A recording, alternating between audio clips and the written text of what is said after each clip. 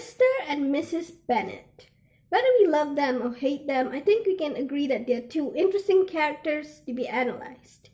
Okay, Mr. Bennet first. When I first read Pride and Prejudice, the abridged version as a child, I really thought that Mrs. Bennet was the unreasonable nuisance of a parent, while Mr. Bennet was the better parent, was more sensible and more reasonable.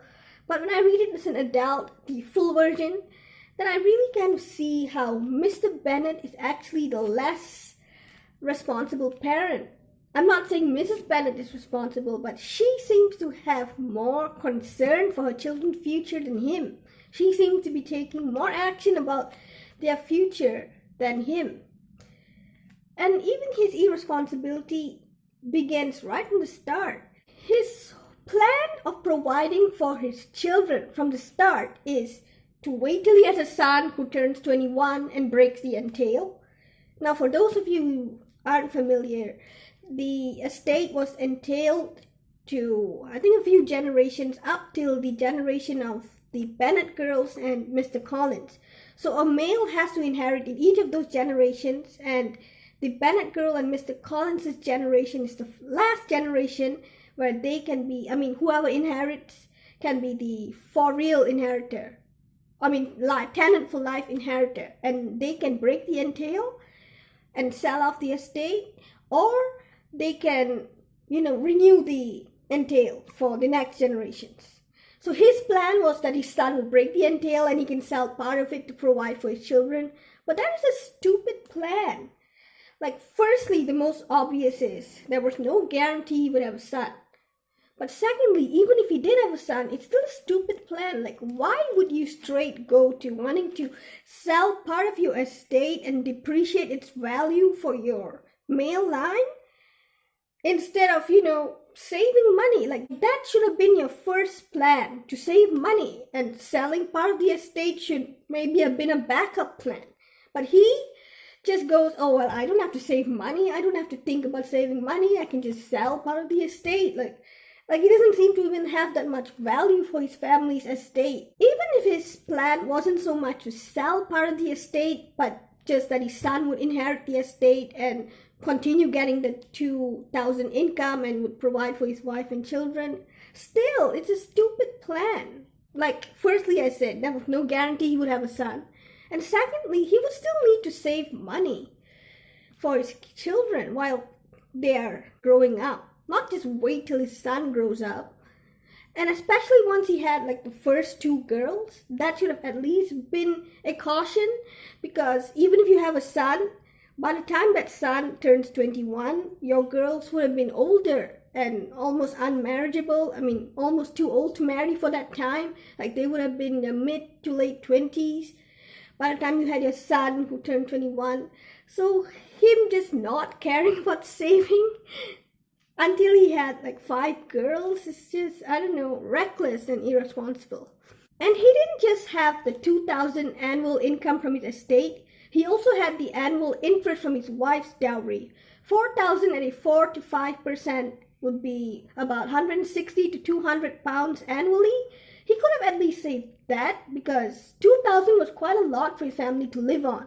But apparently he even used up his wife's annual interest. And he could have saved at least 10% of his own income. I really think he could have managed to save at least 10% each year. 2,000 might not be massive, but it was still good enough, for him to save 10%. If he did, that would be 200 pounds a year, plus the 160 to 200 pounds from his wife's dowry interest. That would have been 360 to 400 pounds a year. For 20 to 22 years would have been 7,000 to 8,000 pounds. Plus the 4,000 pounds of his wife's, that would have been about 13,000 pounds, which would have been a lot more than the 5,000 pounds. He only managed to save 1,000 pounds. And yes, maybe even 12,000 to 13,000 pounds would not have been enough of a dowry for them, but it would still have been an improvement. It would still have been better. Even if he had managed to save just 260 a year, including his wife's dowry interest, or even just his wife's dowry interest, he would still have been able to give each girl at least 1,000 more. Even his choice of a wife wasn't the most responsible.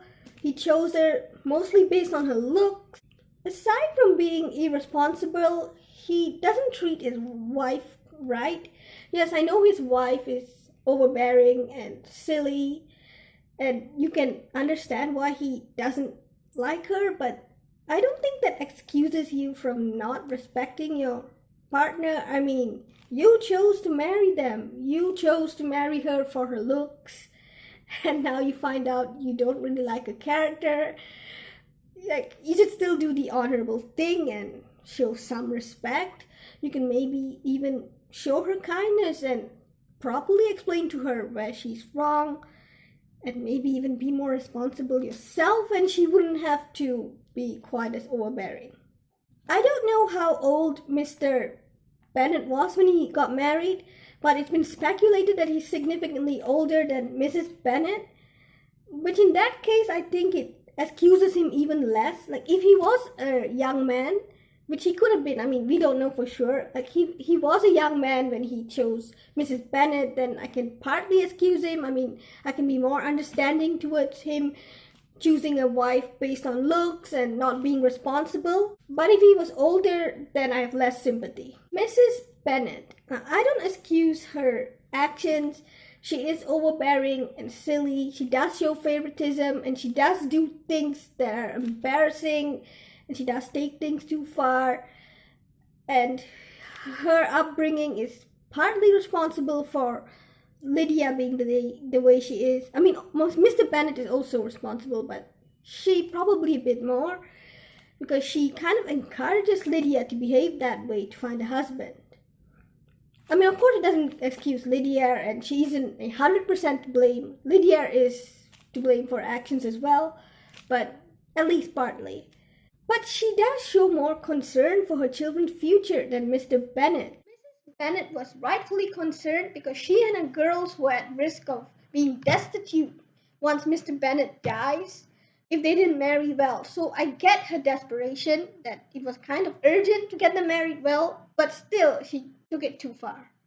And a lot of the things she does is out of concern for their future. So in that sense, I can understand.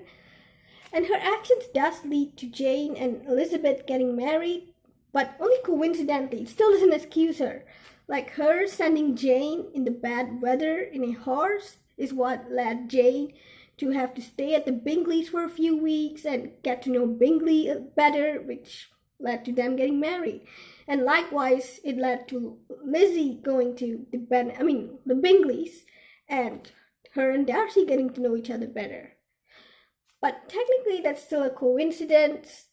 And in a way, if it weren't for Elizabeth calling Darcy out and him fixing things, her actions would have been one of the main reasons that Bingley doesn't get with Jane. But I do sympathize with the fact that she was likely a teenager when she got married and very young, but she is older during the book, which is why there's less excuse for her behavior. But I do wonder, like, she's still 40-something and in the childbearing age. Wouldn't it be funny if she and Mr. Bennet had a son after the book is over and Mr. Collins doesn't inherit Longbourn? Like, I think it would be funny to see his and his in-laws' reaction, because they were so sure that he would inherit the estate. So I kind of like that headcanon. So what do you think of Mr. and Mrs. Bennet? Do you agree with me? Do you think I'm being too harsh, or do you think I'm being too lenient? And what do you think of my little headcanon of a Bennet boy? I think it would make a nice sequel book. Anyway, thank you very much for watching, and I will see you in another video.